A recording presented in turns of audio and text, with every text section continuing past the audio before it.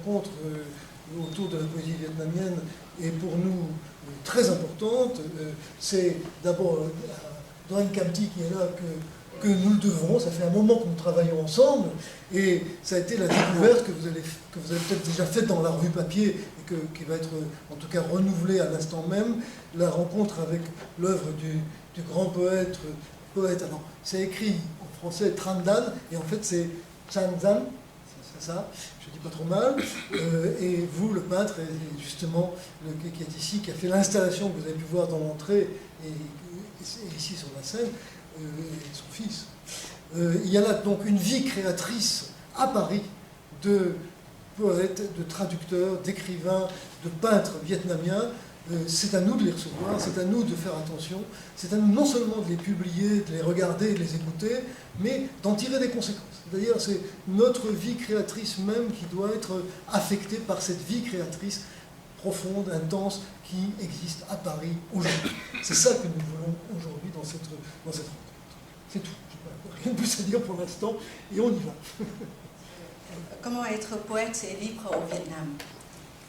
La question vient d'emblée à l'esprit, car dans ce pays, la poésie reste proche du pouvoir, et ce, quelle que soit la nature du régime politique.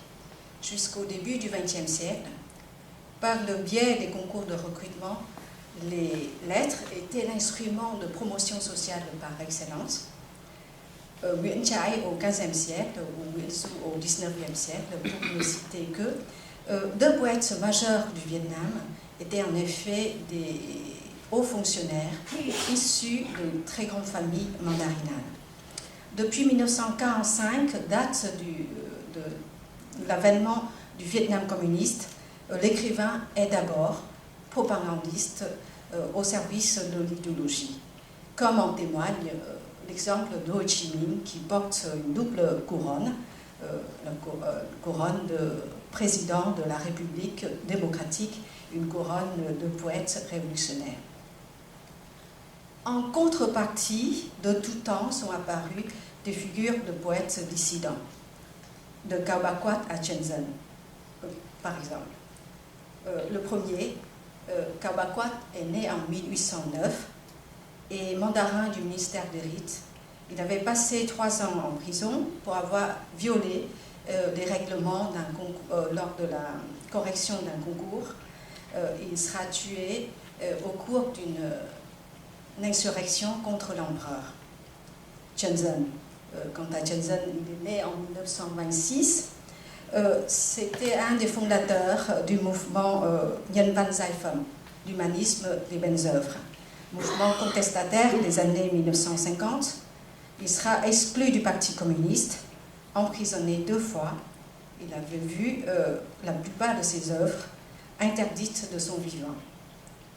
À 33 ans, ce créateur de poèmes au graphisme en escalier, très inspiré par Mayakovsky, crie sa solitude, son doute, son désespoir. Je cite: « Qu'est-ce qui peut me consoler mieux qu'un poème? Illusion, donnez-moi une gorgée. » Aujourd'hui, à l'aube du 3e millénaire, le jeune leader lance, je cite: « Moi, citoyen ignominieux, génie alcoolique, timbré, assis dans la ruelle 47, philosophe sur les perforateurs de béton. Je rêve de trous, de changements. Voilà ce que je vous dis pour finir. Combien vous êtes insouciant. Qui croyez-vous que je suis? Je suis celui qui crache sur son propre visage et sur sa propre conscience. Lido a récemment créé, avec Bouchard et d'autres artistes bohèmes, le groupe Mamia, Ouvrir la bouche, à Ho Chi Minh, l'ancienne Saigon.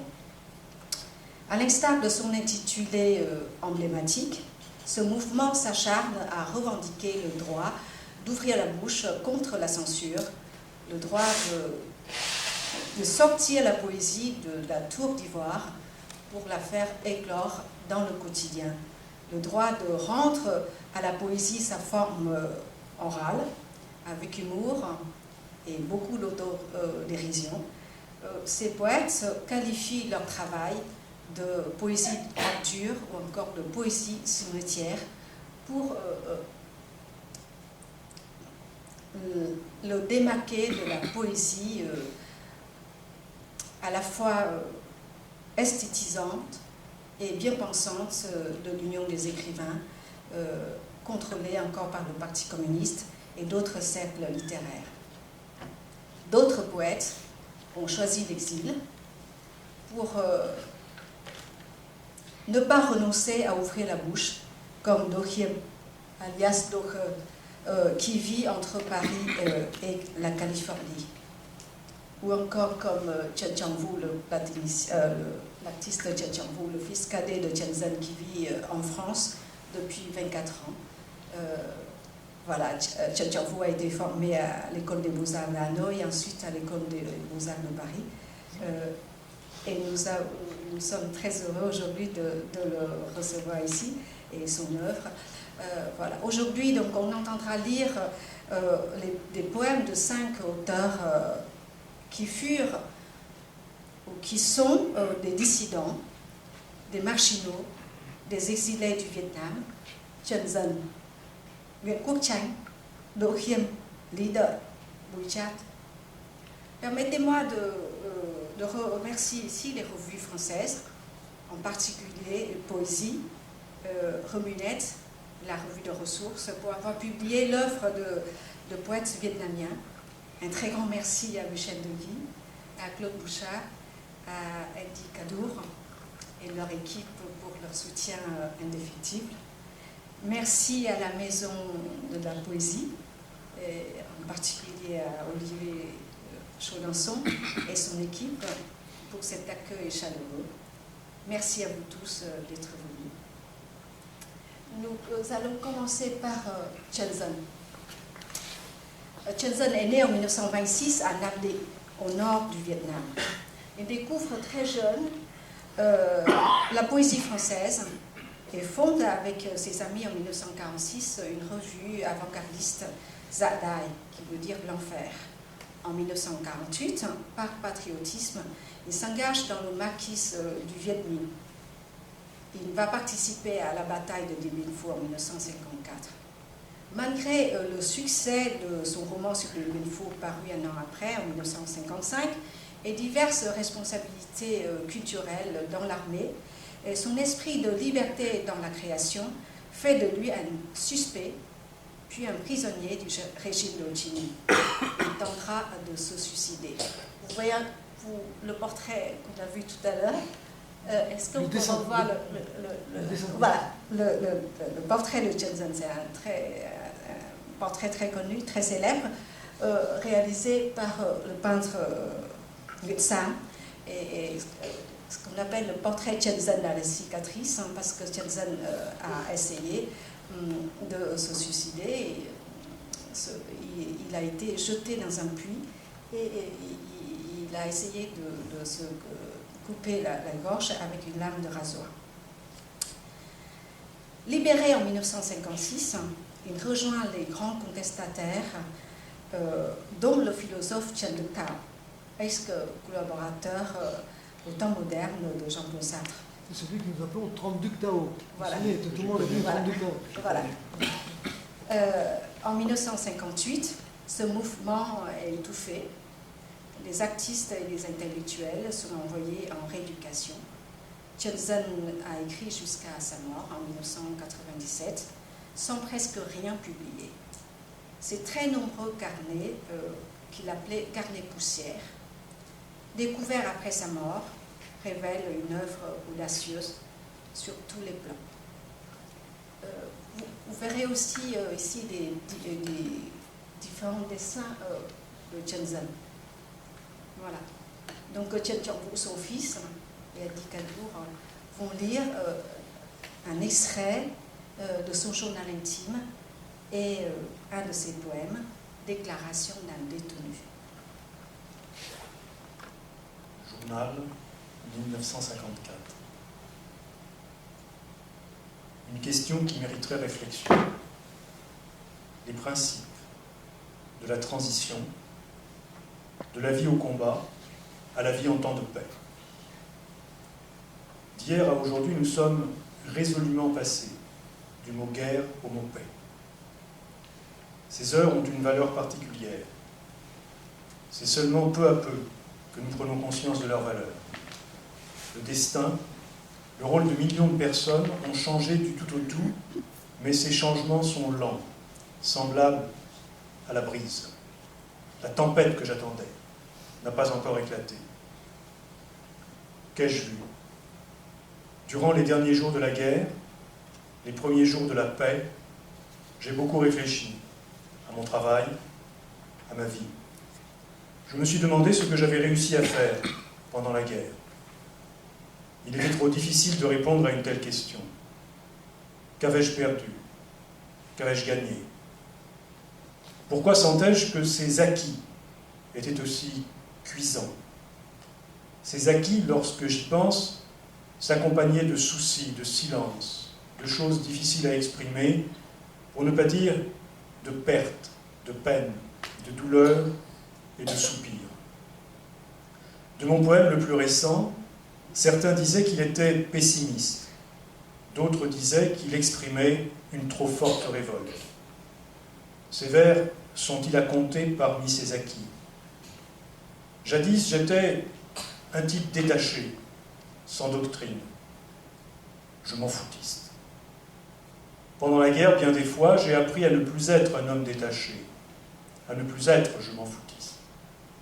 Je me suis efforcé d'apprendre à être responsable, pondéré, attentif. Je me suis délesté de mes connaissances, qu'elles fussent justes ou erronées. Je décidai de me simplifier.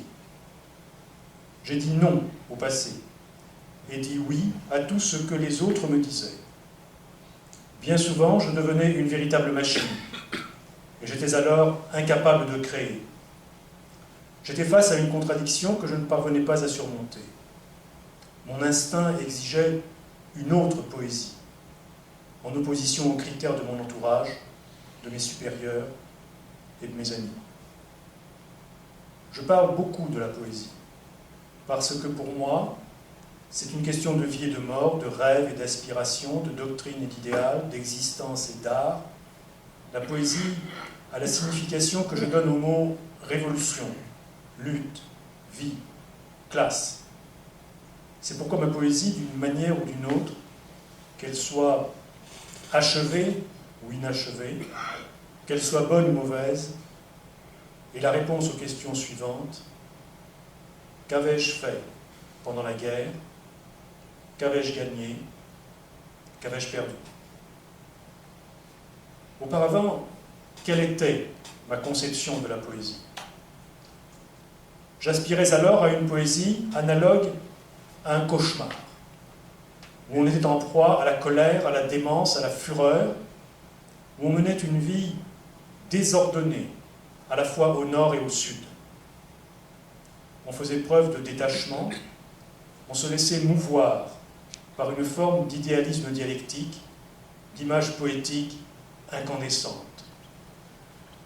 Dans cette série d'images, l'une en aurait reflété de multiples autres, les unes se seraient opposées aux autres, puis elles se seraient harmonisées, avant de s'entraîner les unes les autres en une cadence endiablée.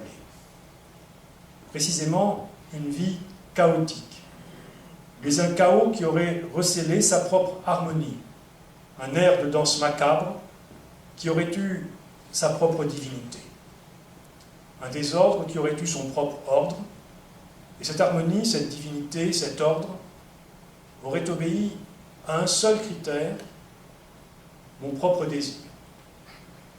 Mais mon désir était le critère suprême. Tel était à grands traits mon rêve, lorsque j'avais 18, 19 ans. Pendant la guerre, à quel type de poésie j'aspirais? Certains jours et pendant de longues périodes, je n'y pensais plus. D'autres jours, sans raison apparente, je ne cessais de réfléchir. Parfois, j'avais le sentiment de tenir la vérité au creux de ma main. Parfois, j'avais le sentiment d'avoir perdu toute ma vie.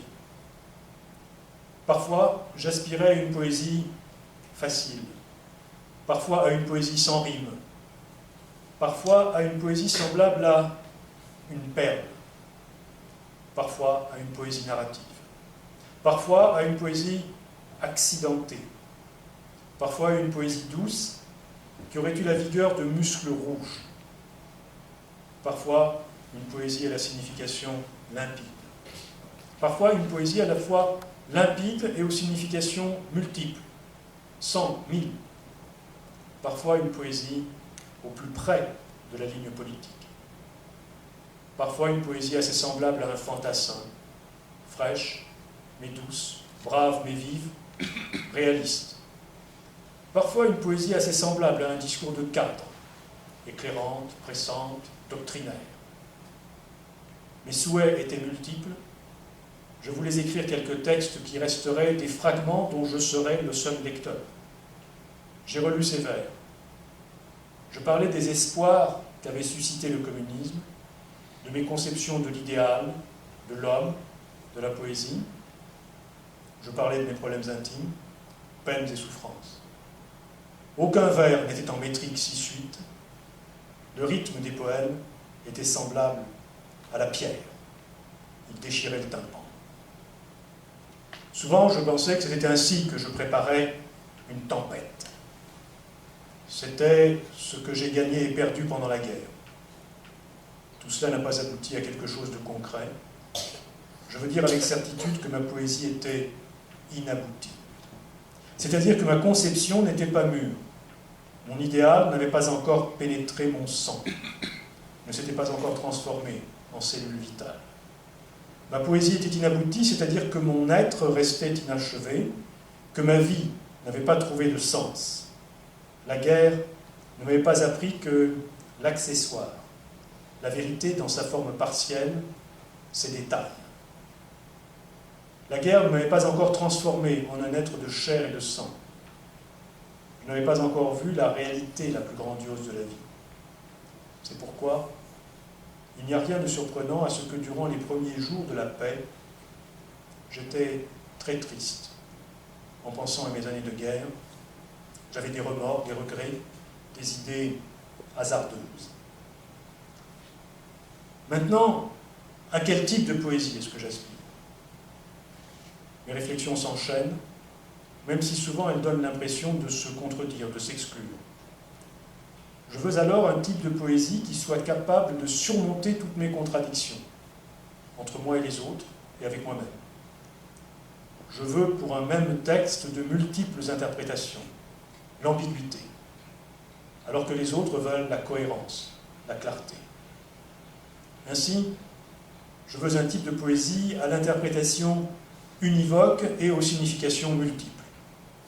Je veux l'absence de rimes, de règles, alors que les autres aiment les poèmes intelligibles et rimés. Ainsi, je veux un type de poésie très libre, mais avec un rythme assuré. Un rythme avec assez de force et d'intonation pour que perdure la liberté, parfois avec des rimes, parfois sans. Elle doit être très rythmée, mais c'est un rythme construit sur des accidents, des sinuosités, des dissonances si fortes qu'elles provoqueraient des céphalées. Mais tout cela doit être harmonieux. Cela signifie que tous ces chocs se muent en douceur. Une douceur très heurtée. Auparavant, j'aimais la poésie comme un cauchemar désordonné. Par la suite, j'ai aimé que la poésie soit aussi simple qu'une histoire de coq et de poule, comme un discours de cadre, comme la chanson populaire d'un troupier. C'est pourquoi j'aimais alors une poésie tout à la fois très troublée et très calme, de nombreux angles, mais aussi d'un seul angle, comme une chimère, comme une réalité banale, très détachée, mais détachée au sens communiste. Nul jeu de mots en cela.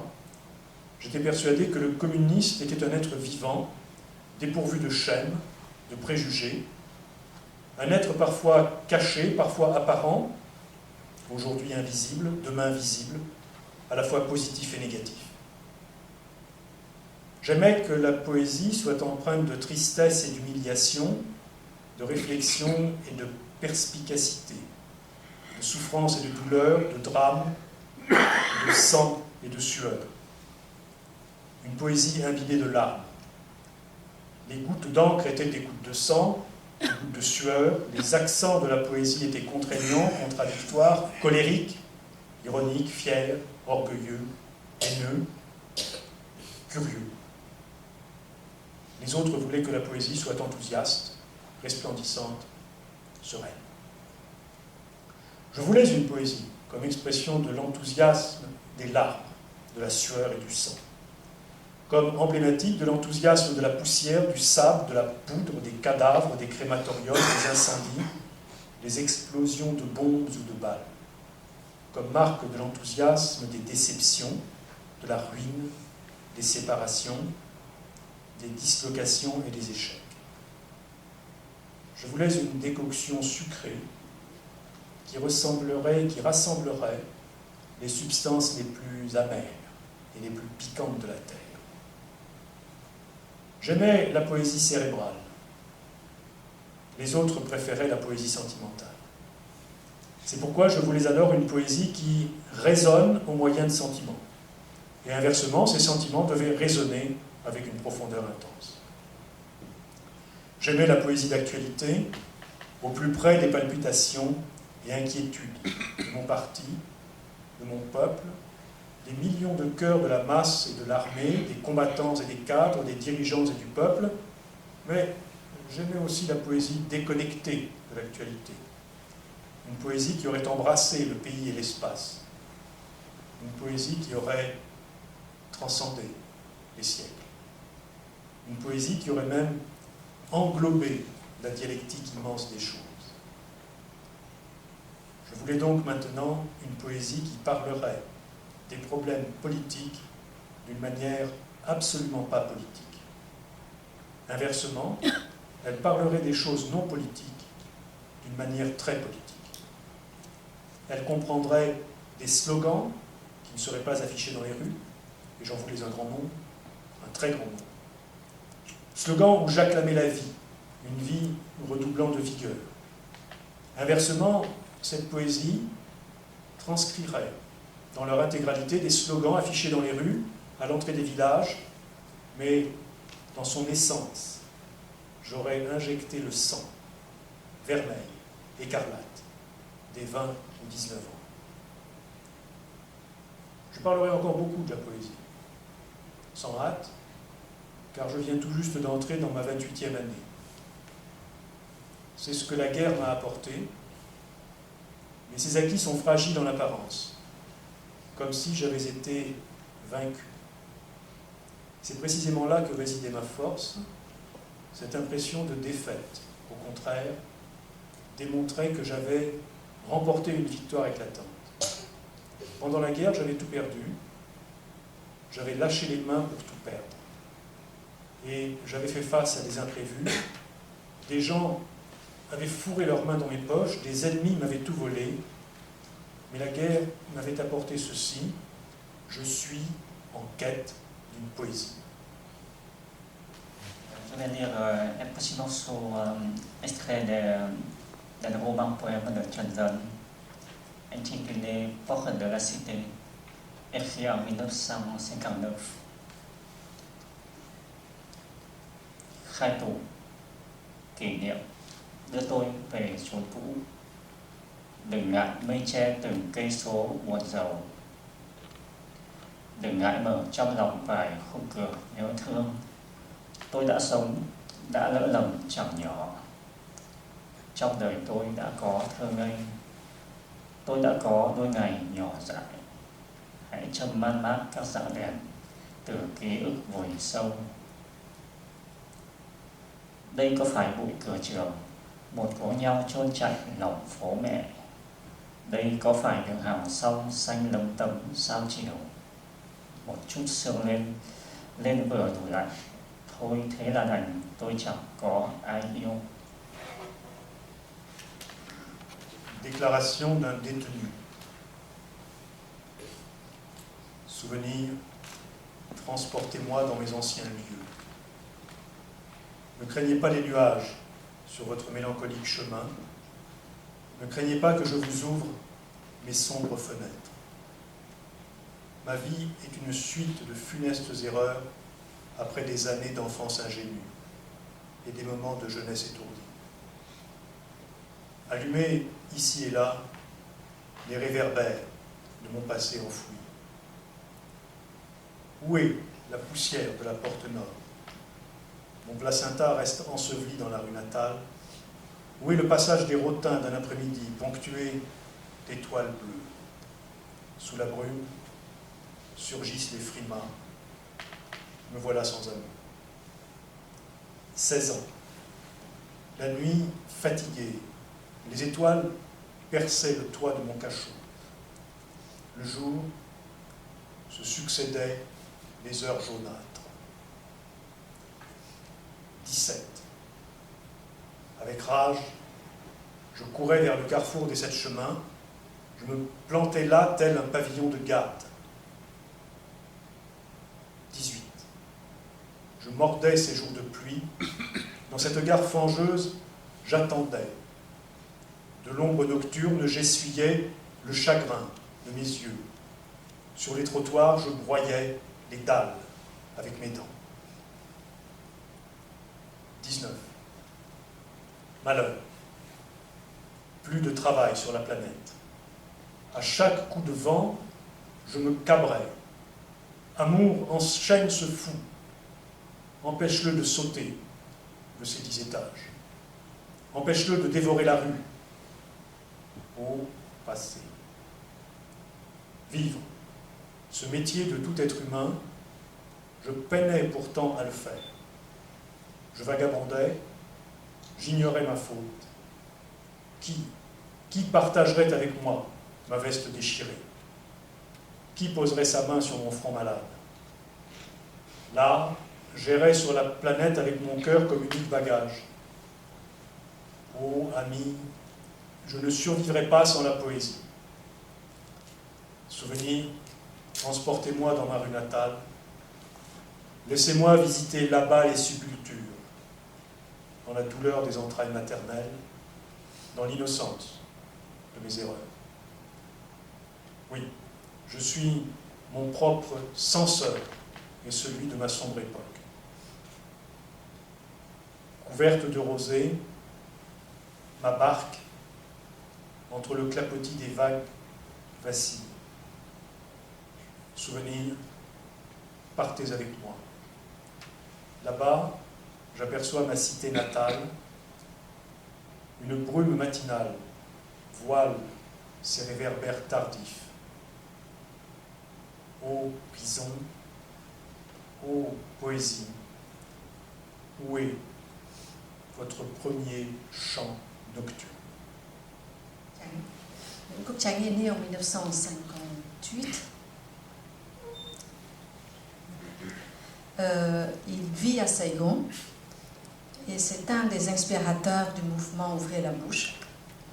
Son poème Les citoyens du monde coincés dans la ruelle 47, que nous lirons aujourd'hui, exprime la force des poètes qui, coincés dans une impasse, n'ont plus que les mots comme raison d'être. Những công dân toàn cầu bị kẹt nạn ở hẻm 47. Des citoyens du monde coincés dans la ruelle 47. Chúng tôi là những công dân toàn cầu bởi đứa nào cũng có tóc, răng và một vài đứa còn bày trò nuôi dâu, bày đặt chọc đầu và hầu hết đều lùng lẳng điện thoại. Nous sommes des citoyens du monde parce que tous nous avons des cheveux et des dents. Certains coquets, une barbe ou un crâne rasé. Un téléphone portable la plupart du temps. Chúng tôi cực kỳ thính mũi, nhất là đánh hơi các loại mùi thối. Avec un odorat subtil, nous flairons tout ce qui empeste. Chúng tôi hả hê với chữ being lắm, vì nó là ngôn ngữ 13 cách của con chim đen. Nous admirons le mot being des 13 manières d'un merle. Chúng tôi hãnh diện với chữ chảm vô cùng, vì nó là ngôn ngữ của Tam Quốc Chí. Nous sommes fiers du caractère tam des 3 royaumes. Nhưng chúng tôi cực kỳ hổ thẹn với chữ bác âm ỉ, vì nó là ngôn ngữ Chí Phèo. Mais l'insidieux terme oncle pour désigner Ho Chi Minh nous fait honte, car c'est la langue des voyous. Tất nhiên là chúng tôi đọc như điên, ăn qua loa, uống triền miên và bình tĩnh rất ít. Bien entendu, nous lisons à la folie, mangeons à la va-vite, buvons sans arrêt et faisons très peu l'amour. Chúng tôi biết không chỉ nghĩa thẳng, chéo mà tất cả nghĩa lắt léo của những cụm từ. Nous connaissons aussi bien les sens droit, oblique, que sinueux des mots. Chẳng hạn Sài Gòn nghĩa thẳng là Sài Gòn, nghĩa chéo không có. Nghĩa lắt léo của Sài Gòn là Hồ Chí Minh City. Par exemple, au sens droit, Saigon signifie Saigon, pas d'oblique. Quant au sinueux, il est Ho Chi Minh City. Ngoài ra chúng tôi còn biết vắt dòng, nói ngọng, nhại giọng, móc hầu, giải cấu và chuyên nghiệp đông bông. Nous pratiquons des enjambements, la confusion entre L et N, le pastiche, la dérision par allusion, des rencontres fortuites et des vagabondages perpétuels. Vì thế mà những thứ đáng lẽ vứt thì chúng tôi lại nhét cả vào đầu. Nous conservons dans notre cervelle tout ce qui aurait dû être rejeté. Chúng tôi tuyệt đối trung thành với câu nâm nhạc chặt bị. Chúng tôi mất dần khả năng phân biệt thứ gì rác, thứ gì có thể tái chế. Fidèles inconditionnels de la maxime « petit à petit l'oiseau fait son nid ». Peu à peu, nous ne pouvons plus distinguer les ordures des déchets recyclables. Chúng tôi luôn nâng cấp đạo đức bằng cách thường xuyên truy cập Internet ngoài tiền vệ Talawas là những trang web sex. Nous améliorons nos valeurs morales par la fréquentation constante des sites Internet, Tien Ve, Talavas et différents sex web. Thỉnh thoảng chúng tôi cũng hớn hở ra ngoài. De temps à autre, nous sommes ravis de sortir. Xa nhất là New York và gần nhất là Angkor. Ở New York chúng tôi thèm phở và nhớ làng Vũ Đại. Ở Angkor chúng tôi thèm thịt chó và nhớ hẻm 47. Au plus loin, New York, et au plus près, encore. À New York, nous sommes nostalgiques du feu et du village Phu Dai. À Angkor, nous regrettons la viande de chien et la rue L47. Chúng tôi đầu thai là để thèm và nhớ. Nous sommes nés pour avoir de la nostalgie et du regret. Kiếp này thèm toàn cầu và nhớ một nơi trốn, một lỗ chân châu. Dans cette existence, nous rêvons d'être citoyens du monde, sans pouvoir oublier notre hameau et ses empreintes de buffle. Con hẻm rộng và cụt chứ không phải hẹp và sâu, dẫn vào nội thất mãn kinh của một bà chúa gắt gỏng. La ruelle, large et sans issue, aboutit à la niche ménopausique de sa reine grincheuse. Mỗi khi bà chúa xẹt ngang là vang vọng trong đầu lời ca, đi đâu loanh quanh cho đời mỏi mệt. À chacun de ces passages retentit quelque part dans notre tête cet air « Je vagabonde tout au long de ma lasse existence ». Tuy chúng tôi đều có Honda, Yamaha và cả những chiếc xe bus, Nous avons tous une Honda, une Yamaha et nous prenons l'écart. chúng tôi đỡ mỏi chân hơn tiền nhân hay giang hồ lê lết, nhưng chúng tôi đều đã hoa mắt tê chân. Et nos jambes sont moins fatiguées que celles des poètes défunts amoureux d'errance. Mais le vertige nous prend et l'engourdissement s'empare de nos membres. Chắc vì chúng tôi là những công dân toàn cầu, bị phải toàn cầu. Bon gré mal gré, nous sommes citoyens du monde. Mặc dù chúng tôi có tóc, răng và râu, nhưng trong đầu không đủ phép biện chứng, nên cặc dài cái dù có, săn và cứng cũng không tới đâu. Bien que garni de cheveux, de dents et de barbe, notre tête ne pratique pas assez la dialectique. Même avec une bite bien ferme et tendue, nous déambulons. Khi có tiếng súng nổ thì đừng tưởng ở đây có khủng bố. Chúng tôi chỉ sớ rớ và bị cướp cò. S'il y a un coup de feu, ne l'attribuez pas aux terroristes. Désorientés, nous aurons simplement appuyé par mégarde sur la détente. On va passer au troisième poète, Lý Đợi. Lý Đợi est né en 1978. C'est un des fondateurs du mouvement Ouvrez la bouche, qui lui doit ce nom symbolique. Alors qu'au Vietnam, la plupart des écrivains ont la bouche fermée, selon le proverbe vietnamien, ngậm miệng ăn tiền, je ferme la bouche et j'encaisse. Ce mouvement prône l'attaque directe contre le pouvoir. Les perforateurs de béton, le poème de Lý Đợi que nous lirons aujourd'hui, est inspiré des annonces de perforateurs de béton. Au Vietnam, les murs des lieux publics sont couverts d'offres de services insolites. Par exemple, perforation de béton, vente de semences de porc, etc. Les auteurs sont poursuivis par la police car un tel affichage est illégal. Particulièrement sensible au sort malheureux de ces ouvriers, souvent d'origine des campagnes, Leader dénonce la bêtise, la terreur et la destruction dans un monde de violence et de souffrance. À travers cette parodie de la prophétie de Sophonie, chapitre 1, l'Ancien Testament, le poète se mêle avec jubilation la Bible aux annonces populaires et au langage des bidonvilles. Khoan cắt bê tông. Les perforateurs de béton. Phải. Oui, Ta sẽ quét sạch tất cả lũ khoan cắt bê tông khỏi các bờ tường. j'effacerai tout, y compris les annonces publicitaires des perforateurs de béton sur la face des murs. Ta sẽ quét sạch loài người cũng như loài vật. Je détruirai les hommes et les bêtes. Ta sẽ quét sạch chim trời lẫn cá biển. Je détruirai les oiseaux du ciel et les poissons de la mer. Ta sẽ khiến cho lũ gian ác phải lảo đảo té nhào. Je renverserai les méchants. Và sẽ tận diệt loài người cùng lũ khoan cắt bê tông khỏi mặt đất. Je débarrasserai la face de la terre des hommes, y compris les perforateurs de béton. Phải. Oui, Ta sẽ giang tay đánh phạt lũ bội phản và chỉ điểm. j'étendrai ma main sur les traîtres et les mouchards, Và toàn thể cư dân Bách Việt. et sur tous les habitants de Sang-Yu. Ta sẽ tận diệt khỏi nơi này kể cả hẻm 47, số còn sót lại của cư dân lân cận. J'exterminerai de ce lieu, y compris de la ruelle 47, les survivants des populations voisines, Và xóa tên các nhà xuất bản thơ chính thống. et supprimerai les éditeurs de poésie officielle.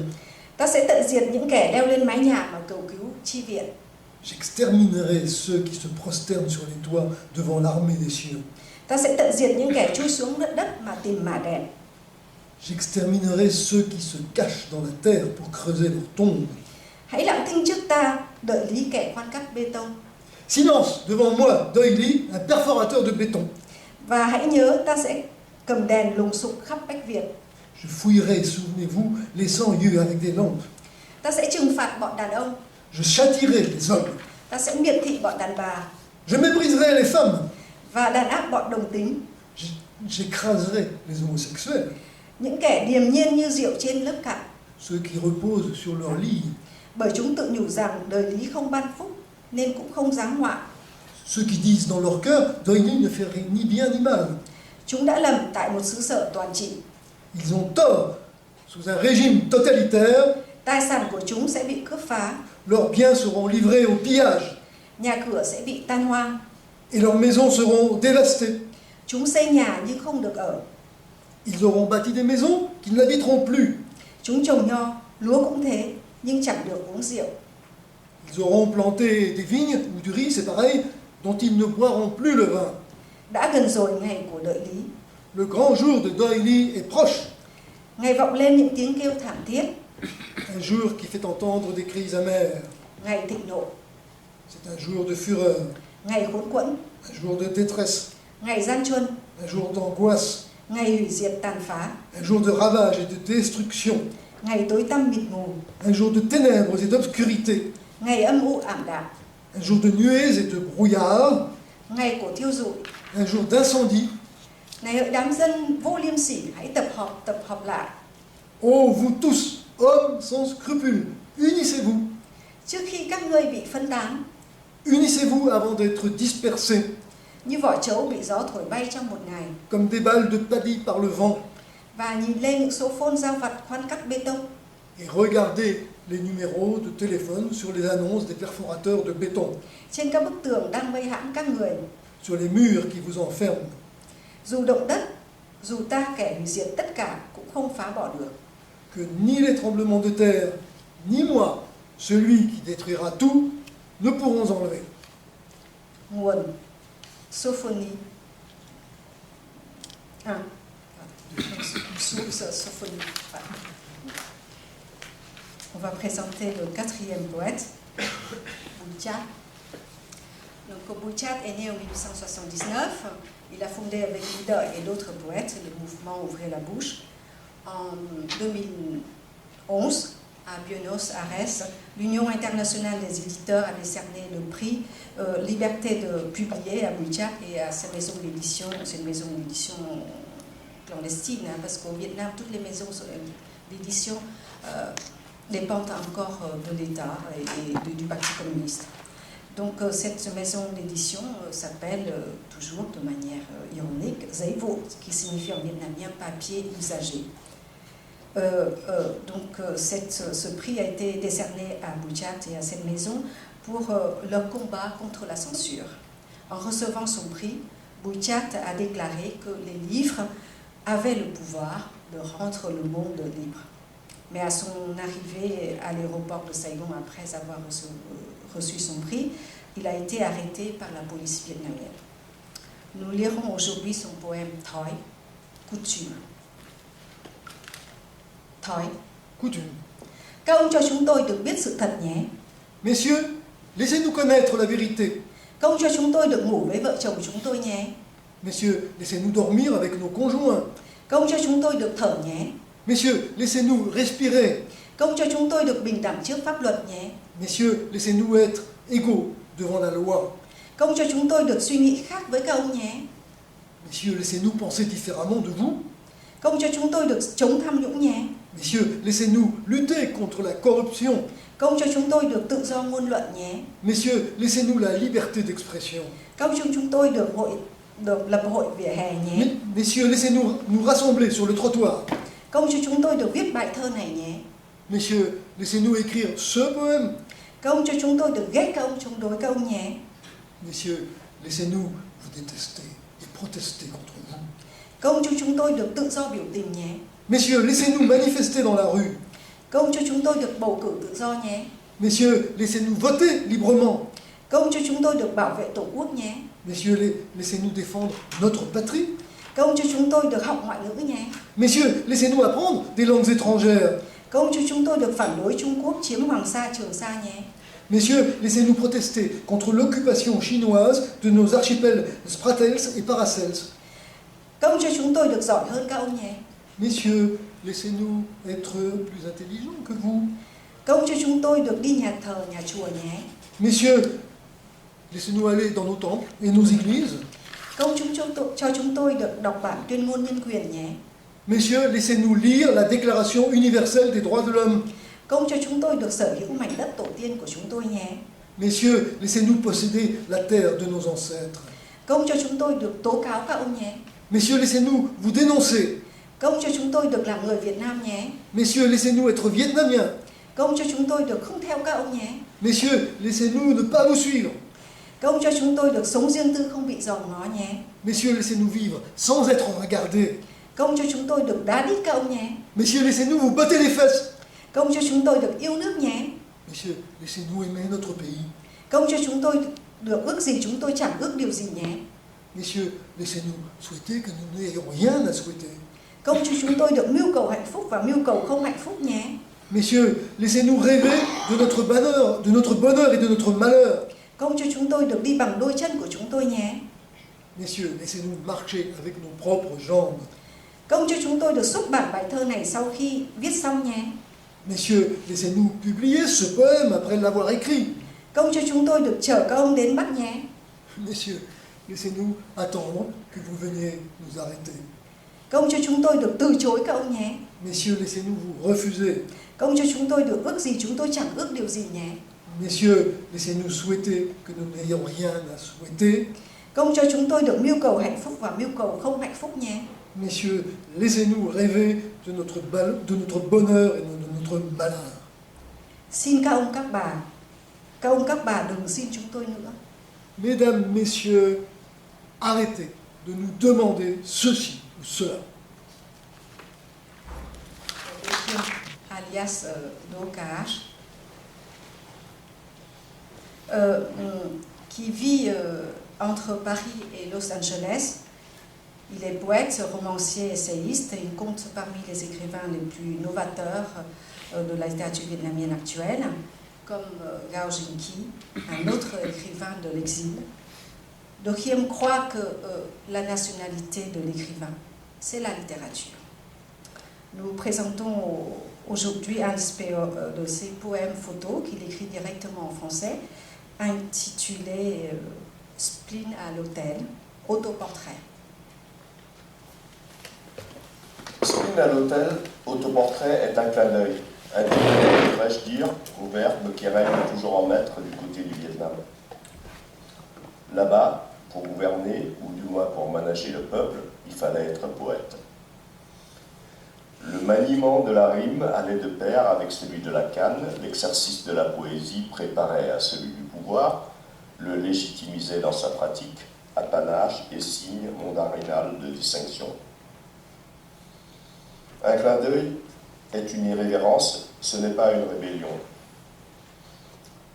À la maîtresse exigeante, 10 siècles de lettrés avaient pratiqué le baise-main, il s'agit maintenant de lui passer les fesses. Le temps d'une pause, pour un 30e de seconde. Un auteur a écrit avec tendresse que Ho Chi Minh, le leader vietnamien, était aussi poète. Le fait est patent. L'homme avait commis un recueil de poèmes de prison dont l'origine est disputée, mais il versifiait assez souvent pour pleinement revendiquer cette réputation. C'est l'interprétation de cette qualité qui importe à l'Est. Pendant 1000 ans, les gouvernants étaient recrutés sur les seuls mérites de leur poésie au concours mandarinaux. La poésie était l'instrument du pouvoir qui ne cédait qu'au sabre, le symbole acéré, si j'ose, de la méritocratie. Le sabre gouvernait, il coupait les têtes, et la poésie administrait en son nom des coups de canne. Avec Ho Chi Minh, le mandat du ciel était enfin aux mains des technocrates de la rime. C'est la version vietnamienne du règne des énarques, et comme le disait Kipling, l'Orient restera toujours l'Orient. Mao Zedong, le fils du ciel, ne pouvait pas, a fortiori, soustraire à la règle. Je ne suis qu'un vagabond qui passe sous une ombrelle trouée. Les trous de l'ombrelle s'appelaient réforme agraire, grand bond en avant, révolution culturelle. Le passage du vagabond, quant à lui, avait fait 10 ou 20 millions de morts, mais cependant en alexandrin. Mais vous voyez ce que je veux dire, de l'art, et qui le revendique, une idée que l'on poursuit sans relâche, avec obsession, dans la durée et dans l'espace, comme dans cette série de photographies. Que fait dans tous ces pixels Dame Poésie? C'est d'abord une réaction contre l'abus du genre en Extrême-Orient.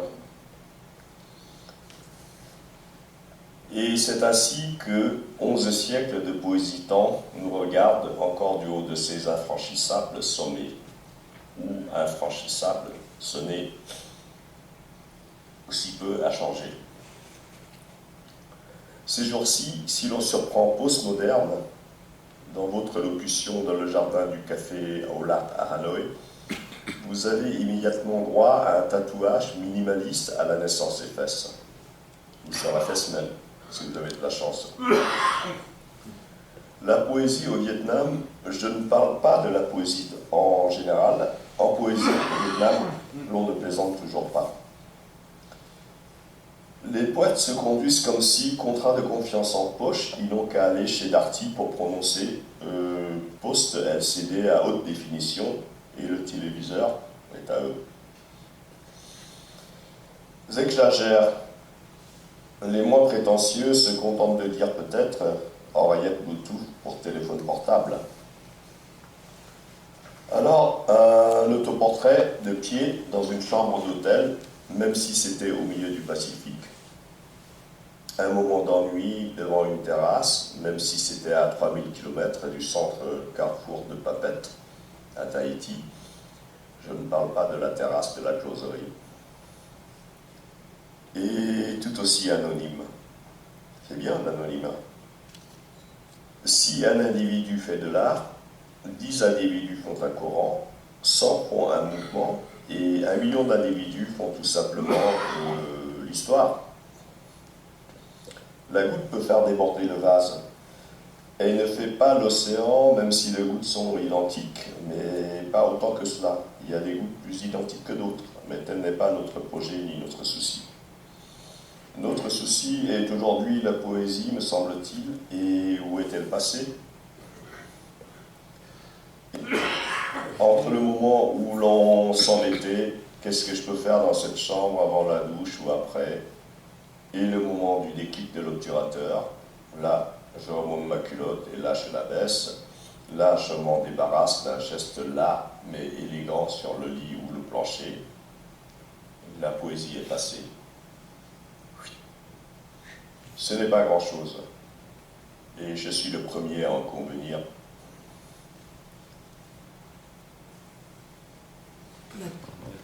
La question est, est-ce que vous avez des questions? On peut rester un peu si, tout simplement, s'il y a des questions qui commencent ou pas, on va dire encore. Eddie, vous avez quelque chose à dire? Non, non. Très, très impressionné par le journal. Oui.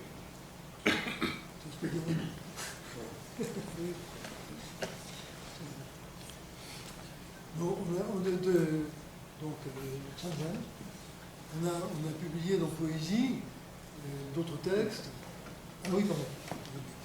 On a publié de Tanzan dans Poésie d'autres textes, dont ces fameux carnets poussières, qui sont tout à fait remarquables, en effet. Par rapport aux écrits de prison, c'est là quelque chose aussi de très saisissant. Moi, je pose une question alors à Tim. En fait, les poèmes que tu as choisis, que tu as traduits, que nous avons lus, je ne parle pas là du journal de Tanzan, hein, mais des poèmes que tu as choisis, y compris ce que nous venons de voir, sont pratiquement tous des poèmes, disons, d'attaque, des poèmes satiriques, des poèmes mordants, des poèmes, on pourrait dire, méchants. Non ? C'est vraiment une tendance, ça m'a tout de même beaucoup frappé. Moi, je ne suis pour rien dans le choix, donc je constate. Voilà. Tu aurais quelque chose à dire là-dessus ? Je pense que ce sont des poètes, enfin des poèmes qui ont une dimension d'abord politique, mais c'est avant tout, pourquoi est-ce que je les ai choisis? Parce que ce sont des vrais poètes, des grands talents. Voilà, parce qu'il ne suffit pas de faire la politique, hein, il faut avoir du talent. Mais ce sont des poètes très courageux qui prennent le contre-pied non seulement des poètes, des figures de poètes traditionnels, mais aussi s'opposent à cette poésie que je dirais tout à l'heure, esthétisante et comment dire, bien pensante. Des poètes qui peuvent être originaux, sans proposer quelque chose de... Voilà, je pense que, en plus, les poètes du mouvement Ouvrez la bouche, et c'est eux qui ont renouvelé complètement la conception de la poésie au Vietnam. Parce que, c'est vrai qu'on a beaucoup parlé des concours de recrutement littéraire. Le Vietnam fait partie de ce qu'on appelle l'Asie confucienne. Vous avez la Chine, le Vietnam, la Corée et le Japon. Pour nous, l'idée qu'un être humain, pour devenir un homme, il faut se nourrir des textes classiques. Non seulement pour se cultiver, mais pour savoir se comporter dans la société et dans la vie et dans la famille. L'idée, vous voyez, dans un pays comme le Vietnam, pendant très très longtemps, ça a fonctionné comme ça. L'idée, vous imaginez qu'on recrute un haut fonctionnaire, peut-être n'importe un préfet, un sous-préfet, et simplement sur le critère, il faut qu'il sache composer la poésie, composer les vers. C'est quand même génial. Et après, on va, je ne sais pas, recruter les soldats, récolter les impôts. Mais d'abord, il faut qu'il soit un poète. Et je crois que cette idée est extraordinaire.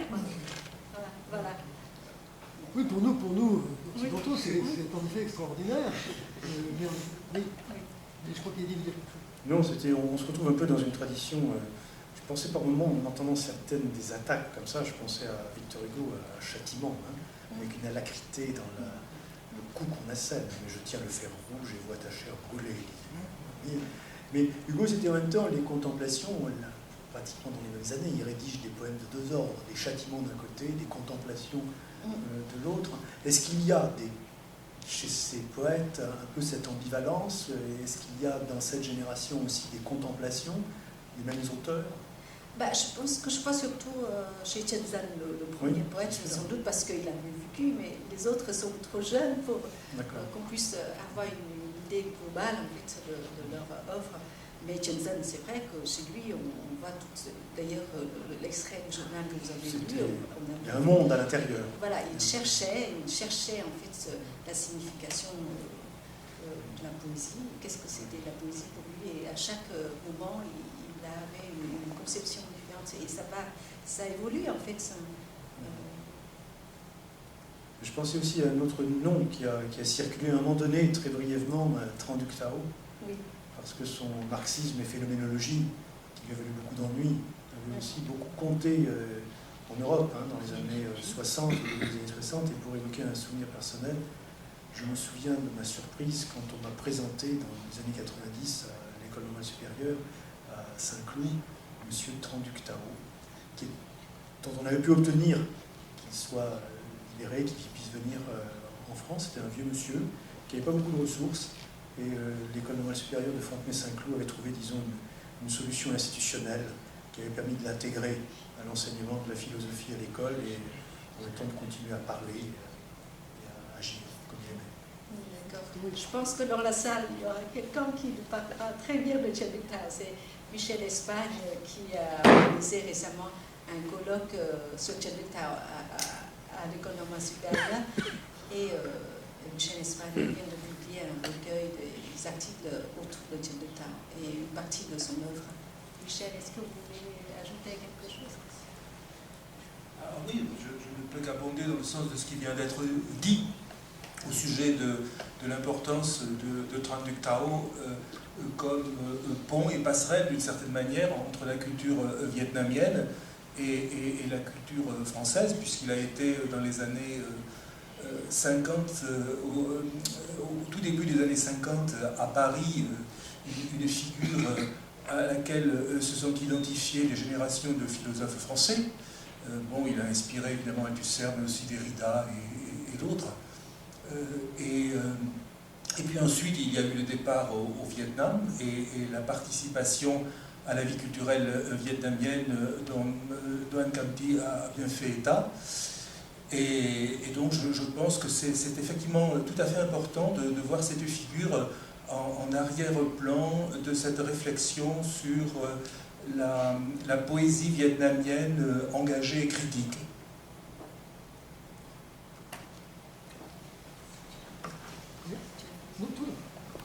Donc vous êtes tous invités à boire un verre avec nous. Merci.